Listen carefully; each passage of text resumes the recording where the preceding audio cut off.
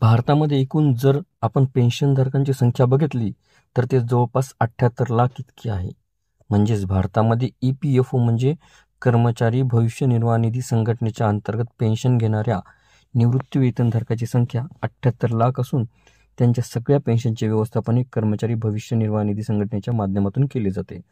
परंतु यामध्ये जर बघितले तर पेन्शन काढण्यासंबंधी अनेक प्रकारच्या समस्या बऱ्याचदा निवृत्तीधारकांना येतात.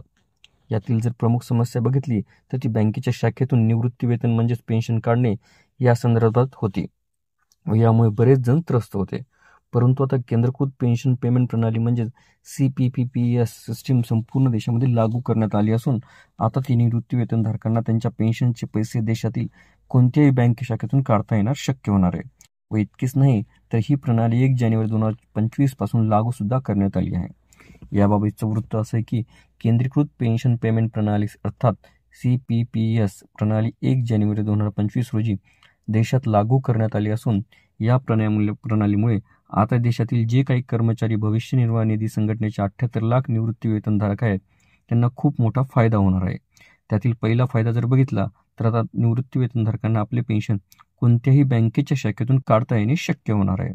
त्यामुळे ही पेन्शन पेमेंट प्रणाली खूप मोठा बदल या क्षेत्रात घेऊन आली असून या प्रणालीमुळे राष्ट्रीय स्तरावर पेन्शन पेमेंटची सुविधा मिळण्यास मदत झाली आहे व त्यामुळेच आता कुठल्याही बँकेच्या शाखेतून पेन्शन काढणे शक्य होणार आहे.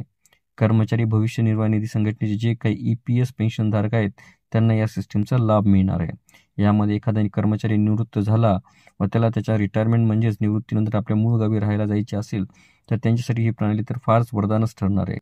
म्हणजे निवृत्ती वेतनधारकांना स्थलांतर केल्यानंतर देखील कुठल्याही समस्येशिवाय त्यांची पेन्शन आपल्या गावातील बँकेतून देखील काढता येणार आहे.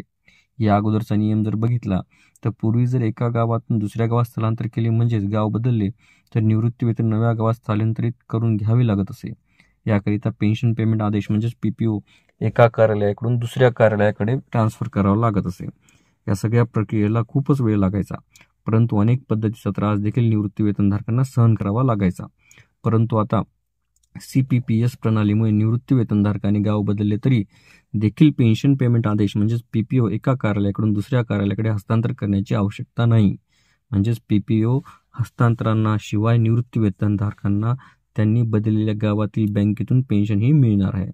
यामध्ये कर्मचाऱ्यांनी बँक जरी बदलली तरी देखील पेन्शनवर कुठलाही प्रकारचा परिणाम होणार नाही व कुठल्याही त्रासाशिवाय तो कोणत्याही ठिकाणाहून बँकेच्या कोणत्याही शाखेतून पेन्शन काढणे शक्य होणार आहे. आपल्याला व्हिडिओ आवडले असल्यास चॅनलला नक्कीच लाईक, शेअर आणि कॉमेंट्स करायला विसरू नका.